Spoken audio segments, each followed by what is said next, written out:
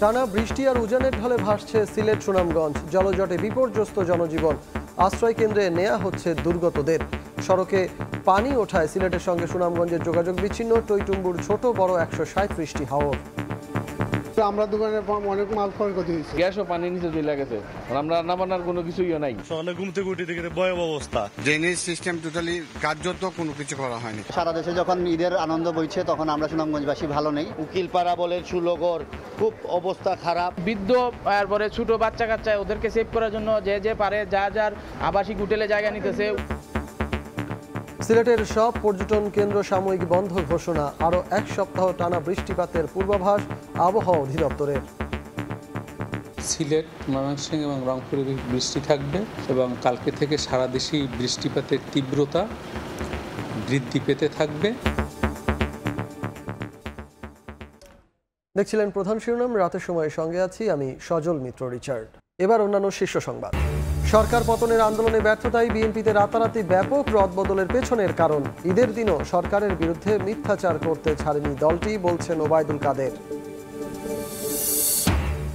রাজুকের ইমারত নির্মাণ বিধিমালায় নানা অসঙ্গতি।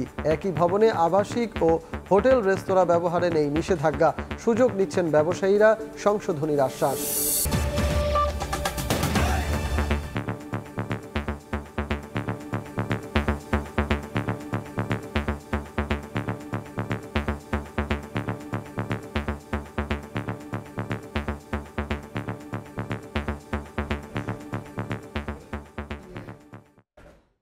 শুরুতেই বন্যা প্রসঙ্গ। আবারও বন্যায় ডুবতে বসেছে সিলেট ও সুনামগঞ্জ। উজান থেকে নেমে আসা পাহাড়ি ঢল ও টানা বৃষ্টিতে তলিয়ে গেছে সড়ক, ঘরবাড়ি। বানের তোরে বাঁধ ও সড়ক উপচে হু হু করে ঢুকছে পানি। দিশেহারা বাসিন্দারা। ঝুঁকি এড়াতে অনেকেই ছুটছেন আশ্রয় কেন্দ্রে। এদিকে বৃষ্টি অব্যাহত থাকলে পরিস্থিতি ভয়াবহ হওয়ার শঙ্কায় পানি উন্নয়ন বোর্ড, জানাচ্ছেন ইকরামুল কবির ও হিমাদ্রি শেখর ভদ্র। সড়ক উপচে দ্রুত গতিতে ছুটছে পানি। স্রোত উপেক্ষা করে ঝুঁকি নিয়ে চলছে ছোট ছোট যানবাহন। দেখার হাওর ও সুরমা নদীর পানি উপচে প্লাবিত হয়েছে বিস্তীর্ণ নির্মাঞ্চল। তলিয়ে গেছে ফসলি জমি, বাড়িঘর ও ব্যবসা প্রতিষ্ঠান। পানির হাত থেকে রক্ষা পায়নি সুনামগঞ্জ জেলা শহরের অলিগলি। পানি ঢুকে পড়েছে ব্যবসা প্রতিষ্ঠান ও বসতঘরে। সড়কে যানবাহনের পাশাপাশি চলছে নৌকা। শহরের নতুন পাড়া, তেঘরিয়া ও সুলতানপুর, উকিলপাড়া সহ পৌরসভার 9টি ওয়ার্ডের বেশিরভাগ এলাকা তলিয়ে গেছে। চরম দুর্ভোগে বাসিন্দারা। সারা দেশে যখন ঈদের আনন্দ বইছে তখন আমরা সুনামগঞ্জবাসী ভালো নেই। বিশেষ করে যে সুরমা নদীর যে এটা একটা রক্ষার একটা বাঁধ যদি তো ওইভাবে শক্ত করে, তাহলে শহরের মধ্যে আর পানিটা এত দ্রুত প্রবেশ করে না। নিচের তলা রুম ভাড়া লইছি না, পানি আফরে বাড়ি যায় 1 ঘন্টায় 2-3 হাত পরে। বন্যার পানি ডলামার পরে আমরা দোকানে অনেক মাল ক্ষয়ক্ষতি হয়েছে। এদিকে আবহাওয়া অফিসের 3 দিনের ভারী বর্ষণের পূর্বাভাসে আতঙ্ক বেড়েছে পানিবন্দী মানুষের মাঝে। আগামী 24 থেকে 48 ঘন্টার মধ্যে একটা মাঝারি বৃষ্টিপাত হতে পারে এবং 48 থেকে 72 ঘন্টা যেটা পরবর্তী তৃতীয় দিনে সেখানে ভারী থেকে অতি ভারী বৃষ্টিপাত হওয়ার সম্ভাবনা আছে। তো সেই ক্ষেত্রে একটু অ্যালার্মিং সিচুয়েশনে থাকতে পারে। বাইসাদেবনা ক্রস করবে, কারণ যে পানির স্রোত বা পানির বেগ, যোগাযোগ ব্যবস্থা বিচ্ছিন্ন হয়ে যাচ্ছে অলরেডি। আমাদের গ্যাস ও পানি নিচে চলে গেছে। যাতায়াতের জন্য যেখানে যানবাহন চলাচলের কথা সেখানে এখন চলছে নৌকা। এই চিত্র সিলেট নগরীর 15 নম্বর ওয়ার্ডের সুবহানীঘাট আবাসিক এলাকার। প্লাবিত হওয়ায় সিলেট অঞ্চলের অভিজাত এলাকা হিসেবে পরিচিত শাহজালাল উপশহরের বাসাবাড়ি ও ব্যবসা প্রতিষ্ঠানের নিচতলা এখন জনমানব শূন্য। সুরমার পানি ছাড় দেয়নি পরিষেবা প্রতিষ্ঠান, ফায়ার ব্রিগেড ও সিভিল ডিফেন্সের সিলেট স্টেশনকেও। ঈদের আগের দিন থেকে পানি অগ্রগতি, এখন মালামালি খুব যা কিছু ছিল আমরা আপাতত সেভ করেছি। বেহাল দশা নগরীর রাস্তাঘাট, ব্যবসা প্রতিষ্ঠানে। এই অবস্থায় সুরমা খননের তাগিদ দিলেন নগরবাসী। সংশ্লিষ্ট মহল এদিকে নদী খননের দিকে যাতে বিশেষভাবে ইম্পর্টেন্স দেন। দোকানপাট পানির তলে বর্তমানে আমাদের ব্যবসা বাণিজ্য নিয়ে খুব দুশ্চিন্তার মাঝে আছি। বন্যা পরিস্থিতিতে সুনামগঞ্জেই শতাধিক আশ্রয় কেন্দ্র খুলে দেওয়া হয়েছে। মঙ্গলবার বিকেল থেকেই গৃহপালিত প্রাণী, প্রয়োজনীয় সরঞ্জাম, কাপড় চোপড় নিয়ে নিরাপদ আশ্রয়ে কেন্দ্রগুলোর দিকে ছুটছেন মানুষ। তবে সেখানে খাবার ও পানি সরবরাহ নিয়ে রয়েছে অভিযোগ। ইকরামুল কবির, সময় সংবাদ। আবহাওয়া অফিস জানিয়েছে আরও এক সপ্তাহ টানা বৃষ্টিপাত হবে সিলেট অঞ্চলে। এছাড়া মৌসুমি বায়ুর প্রভাবে আগামীকাল থেকে সারা দেশে ভারী থেকে অতি ভারী বৃষ্টি হতে পারে। আজকে থেকে বাংলাদেশের উপর মৌসুমি বায়ু সক্রিয় অবস্থায় রয়েছে। টানা এক সপ্তাহ ধরে সিলেট, ময়মনসিংহ এবং রংপুরে বৃষ্টি থাকবে।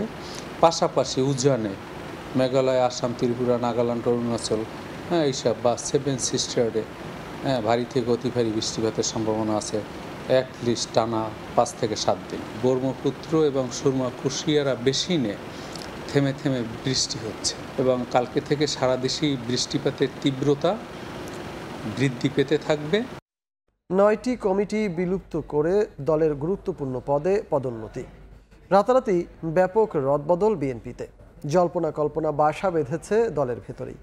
কমিটি পুনর্বিন্যাসকে দলের নেতারা চলমান প্রক্রিয়া হিসেবে দেখলেও অনেকে বলছেন সরকার পতনের আন্দোলনে ব্যর্থতার পেছনে নেতাকর্মীদের নিষ্ক্রিয়তাই মূল কারণ।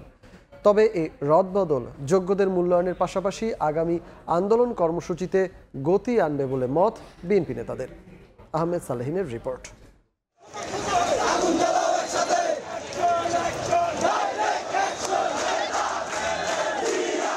ক্ষমতা ছাড়ার পর 4টি জাতীয় নির্বাচনের 2টিতে পরাজয় আর বাকি 2টিতে অংশ না নেয় ব্যাকফুটে থাকা বিএনপি প্রতিবারই চেষ্টা করেছে ঘুরে দাঁড়াবার।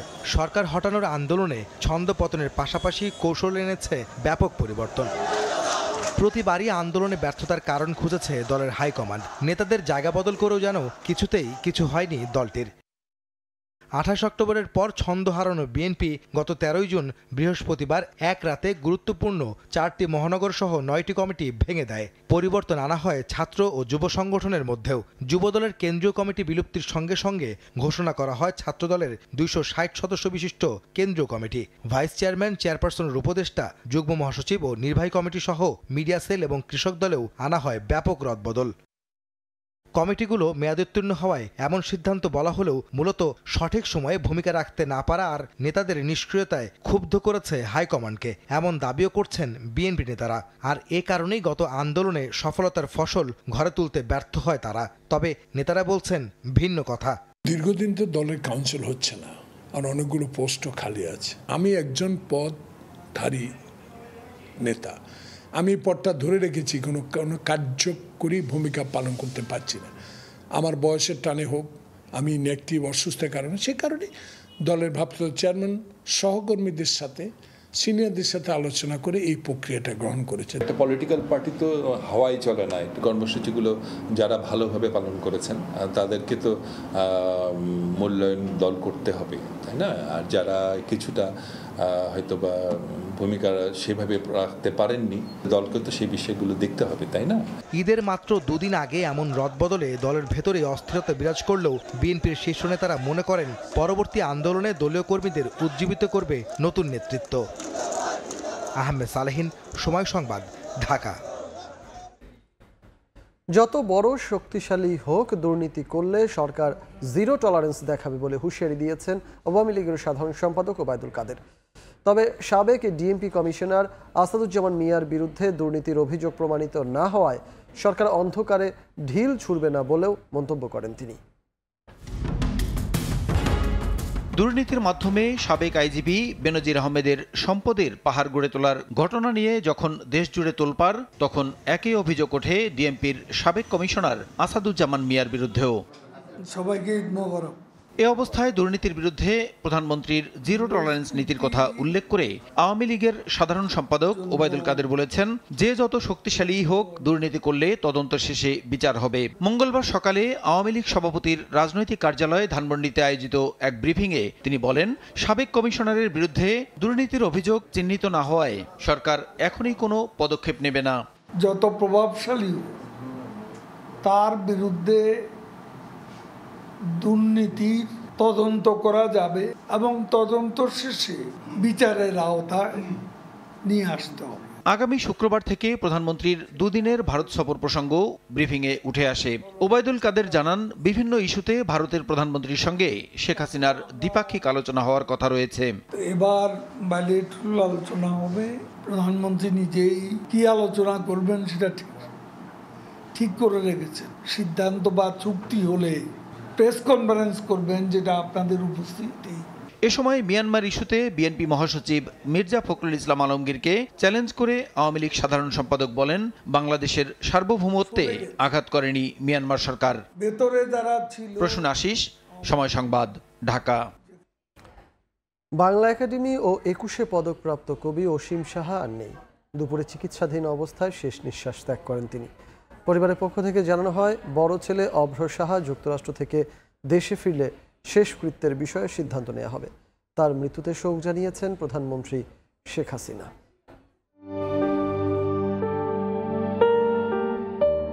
তার নিজস্ব গন্তব্য ছিল, কবিতার অক্ষরে সেভাবেই পরিচয় তার সঙ্গে। তিনি যখন চলছেন অন্য কোনো অজানা গন্তব্যে, তখন তার কবিতাই সামনে দাঁড়ালো। মধুমতির দুই তীর কান্নায় ভাসিয়ে দিয়ে মৃত্যু তাকে পৌঁছে দিল তার নিজস্ব গন্তব্যে। তিনি চলে গেলেন পার্থিব সবকিছুর ঊর্ধ্বে। বেশ কিছুদিন ধরে অসুস্থ ছিলেন। অবস্থার অবনতি হলে তাকে হাসপাতালে ভর্তি করা হয়। গত শনিবার তার চিকিৎসায় একটি মেডিকেল বোর্ডও গঠন করে বিএসএমএমইউ কর্তৃপক্ষ। অসীম সাহা বিষণ্ণতায় ভুগছিলেন। এছাড়া পার্কিনসন, কোষ্ঠকাঠিন্য ও ডায়াবেটিক্স রোগেও ভুগছিলেন তিনি। সবকিছু সমাপ্তি করে চলে গেলেন তিনি। পরিবারের পক্ষ থেকে জানানো হয়, বড় ছেলে অভ্র সাহা যুক্তরাষ্ট্র থেকে দেশে ফিরলে শেষকৃত্যের বিষয়ে সিদ্ধান্ত নেওয়া হবে। বৃহস্পতিবার শ্রদ্ধার জন্য মরদেহ রাখা হবে বাংলা একাডেমি প্রাঙ্গণে। তার মৃত্যুতে শোক জানিয়েছেন প্রধানমন্ত্রী শেখ হাসিনা। 2012 সালে বাংলা একাডেমি সাহিত্য পুরস্কার এবং 2019 সালে 21 পদকে ভূষিত করা হয় তাকে। তবুও যেতেই হবে, মানুষের এই তো নিয়তি, আর এই তো সে গান। সময় হলেই তবে দেহ থেকে উড়ে যাবে পাখির পরাণ। কবির কবিতায় এই আশ্রয় মিলছে আজ। তানভীর হাসান, সময় সংবাদ, ঢাকা। রাজুকের ইমারত নির্মাণ বিধিমালায় নানা অসঙ্গতি। বছরের পর বছর দুর্ঘটনার ঝুঁকি মাথায় নিয়ে দাঁড়িয়ে থাকা মিশ্র ব্যবহার হওয়া ভবনের ব্যাপারে নিষ্ক্রিয় সংস্থাটি। তবে চলতি বছর বিধিমালা সংশোধন করে অনিয়মের লাগাম টানার কথা জানিয়েছে সংশ্লিষ্টরা। যদিও বিশেষজ্ঞদের মত, নিয়মিত তদারকি করা না হলে বিধিমালা সংশোধন কোনো কাজেই আসবে না। আসিফ মোহাম্মদ সিয়ামের রিপোর্ট।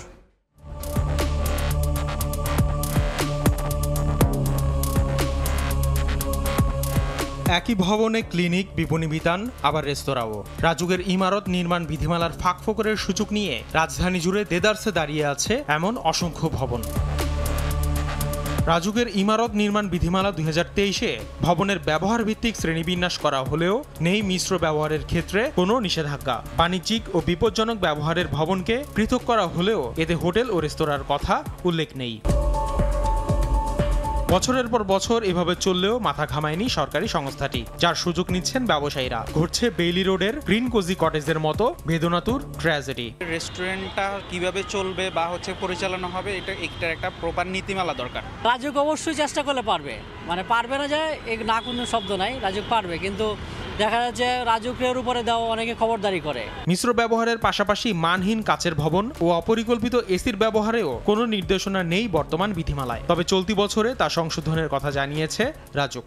স্থাপত্য নকশার পাশাপাশি কাঠামো নকশা এবং ফায়ার সেফটির যে নকশা, প্লাম্বিং, ইলেকট্রিক্যাল সকল নকশায় অনুমোদন দিবে। যে ভবনগুলি ইতিমধ্যে নির্মিত হয়েছে অথচ কোনো কর্তৃপক্ষ নেই সেই ভবনসমূহ সরজমিনে তদারকি করে কোনো ক্ষেত্রে ভিজুয়াল ইন্সপেকশন করা হবে। ভবন নির্মাণ পরিকল্পনা অনুমোদন পত্রের পাশাপাশি প্রতি 5 বছর পর পর ব্যবহার সনদপত্র নবায়নের প্রতি জোর দিয়ে বিশেষজ্ঞরা বলছেন বাস্তবায়নের ঘাটতি রয়েছে রাজুকের। কারণ বর্তমান বিধিমালা এর উল্লেখ থাকলেও নেই বাস্তবায়নের নীতিমালা। রাজুক যতই নতুন নিয়ম করুক কিছু যায় আসে না, যতক্ষণ না পর্যন্ত occupancy certificate RAJUK properly handle করবে। বিল্ডিং তৈরি হয়ে যাওয়ার পর কিন্তু আবার চেক করতে হবে প্রত্যেক তালায় তালায় যে কাঠামোগত নকশা, ফায়ারের যে সমস্ত প্ল্যান ঠিক থাকার কথা এবং ইলেকট্রিক্যাল, এগুলো সবগুলো চেক করে সেটা যা ইমপ্লিমেন্ট হচ্ছে এবং যা ডিজাইনে ছিল এক আছে কিনা রিপোর্টগুলো দেখে কিন্তু রাজুক ফাইনাল অকুপেন্সি সার্টিফিকেট। কিন্তু রাজুক কিন্তু এটা একেবারেই ব্যর্থ।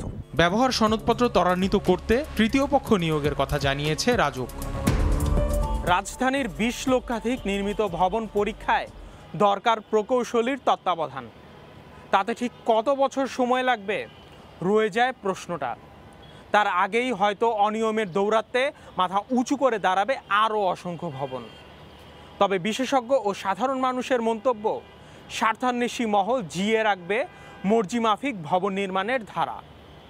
আসিফ মোহাম্মদ সিয়াম, সময় সংবাদ, ঢাকা। এবার বাণিজ্যের খবর।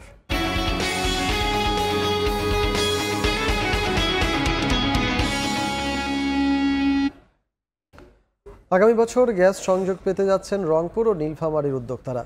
গ্যাস সঞ্চালন লাইনের কাজ শেষ 40%। এখন ডিস্ট্রিক্ট রেগুলেটিং স্টেশন ও সরবরাহ পাইপলাইনের কাজ বেশ জোরে সোরে করছে পিজিসিএল। ব্যবসায়ী নেতারা বলছেন, গ্যাস সরবরাহ শুরু হলে রংপুর অঞ্চল হয়ে উঠবে ভারত, নেপাল, ভুটানের সঙ্গে বাণিজ্যের হাব। শাকিল মাহমুদের ক্যামেরায় নাজবুল ইসলাম নিশাতের রিপোর্ট। 8, 12 ও 16 ইঞ্চি ব্যাসের 100 kilometre high pressure distribution pipeline কাজের এখন চলছে ওয়েল্ডিং, র্যাপিং ও লেইং এর কাজ। এই পাইপলাইন দিয়ে 140 PSIG প্রেসারে গ্যাস প্রবাহ হবে। ডিস্ট্রিক্ট রেগুলেটিং স্টেশনের মাধ্যমে বিভিন্ন শিল্প কলকারখানায় গ্যাস সরবরাহ নিশ্চিত করতে বেশ জোরেশোরে কাজ করছে পিজিসিএল। এখন পর্যন্ত প্রায় 40% বিতরণ পাইপলাইন স্থাপনের কাজ শেষ হয়েছে, আর প্রকল্পের ভৌত অগ্রগতি 60%। 2025 সালের জুনে কাজ শেষ হওয়ার পর গ্যাস সংযোগ নিতে পারবে স্থানীয় শিল্প কলকারখানা। পিজিসিএল বলছে 2025 সালে গ্যাস ডিস্ট্রিবিউশন পাইপলাইনের কাজ শেষ হওয়ার পর করা হবে কমিশনিং এর কাজ। এরপরই সংযোগ দেওয়া শুরু হবে গ্রাহক পর্যায়ে। প্রাথমিক অবস্থায় ইপিজেড, ভারী শিল্প কলকারখানা এবং ক্ষুদ্র মাঝারি উদ্যোক্তারাও এই সংযোগের আওতায় আসবেন। তবে আপাতত সিএনজি স্টেশন ও আবাসিকে কোনো সংযোগ দেওয়া হবে না। 25 সালের পরে যখন আমাদের ডিআরএস কমপ্লিট হয়ে যাবে, দেন এরপর আমাদের গ্রাহক সংযোগগুলো দেওয়ার জন্য আমাদের কি হবে, সার্কুলার হবে, সার্কুলার পরে সংযোগ দেওয়া হবে। উত্তর এপিজেড, চিনিকল, কিছু চালকল ছাড়া রংপুর অঞ্চলে তেমন কোনো ভারী শিল্প নেই বললেই চলে, যার অন্যতম কারণ গ্যাস সরবরাহ না থাকা। উদ্যোক্তারা বলছেন, গ্যাস সরবরাহ শুরু হলে দেশি বিদেশি বিনিয়োগ বাড়বে, একই সঙ্গে ভারত, নেপাল ও ভুটানের সঙ্গে বাণিজ্যের বড় হাব হবে রংপুর অঞ্চল। সারা বাংলাদেশে কিন্তু অনেক বিনিয়োগকারী আছেন, বহির্বিশ্ব থেকেও বিনিয়োগ আসার সম্ভাবনা রয়েছে, যেহেতু এখানে সস্তা শ্রম আছে। কৃষির যে পণ্য উৎপাদিত, ধান, চাউল, এগ্রিকালচার, যে আলু, নিত্য নতুন বিভিন্ন প্রোডাক্ট আমরা দেশে বিদেশে রপ্তানি করতে পারবো, নতুন শিল্পকণা গড়ে উঠবে। 2023 সালের 14 নভেম্বর বগুড়া রংপুর সৈয়দপুর গ্যাস সঞ্চালন পাইপলাইন প্রকল্পের ভার্চুয়ালি উদ্বোধন করেন প্রধানমন্ত্রী শেখ হাসিনা। এদিন রংপুরের পীরগঞ্জ টিবিএস স্টেশনে শিক্ষা প্রজ্বলন পাইপে আগুন দেওয়ার মধ্য দিয়ে রংপুর সহ উত্তরাঞ্চলের মানুষের দীর্ঘদিনের জ্বালানি গ্যাসের স্বপ্ন বাস্তবায়িত হয়। নাজমুল ইসলাম নিশাত, সময় সংবাদ, রংপুর। ঈদের পরদিনও রাজধানীর বিনোদন কেন্দ্রে ঘোরাঘুরি, শিশুদের সঙ্গে আনন্দে মাতেন মা বাবাও।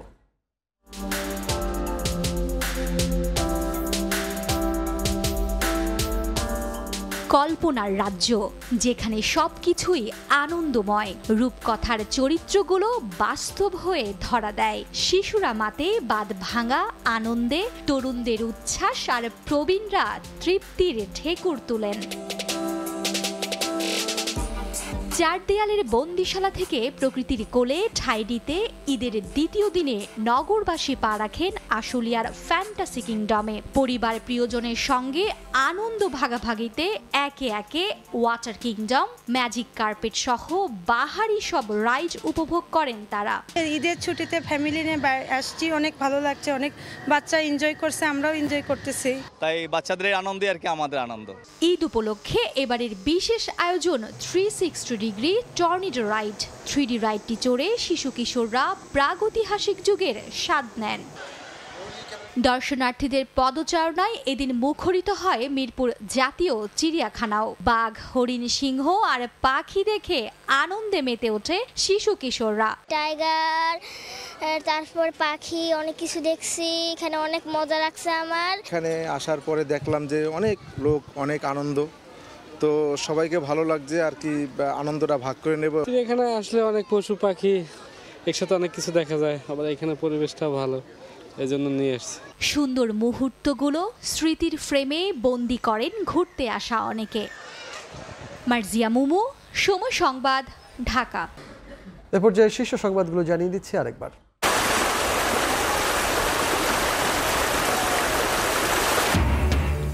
টানা বৃষ্টি আর উজানের ঢলে ভাসছে সিলেট সুনামগঞ্জ, জলচটে বিপর্যস্ত জনজীবন। সড়কে পানি ওঠায় সিলেটের সঙ্গে সুনামগঞ্জের যোগাযোগ বিচ্ছিন্ন। এবং সরকার পতনের আন্দোলনে ব্যর্থতাই বিএনপিতে রাতারাতি ব্যাপক রদবদলের পেছনের কারণ। ঈদের দিনও সরকারের বিরুদ্ধে মিথ্যাচার করতে ছাড়েনি দলটি, বলছেন ওবায়দুল কাদের।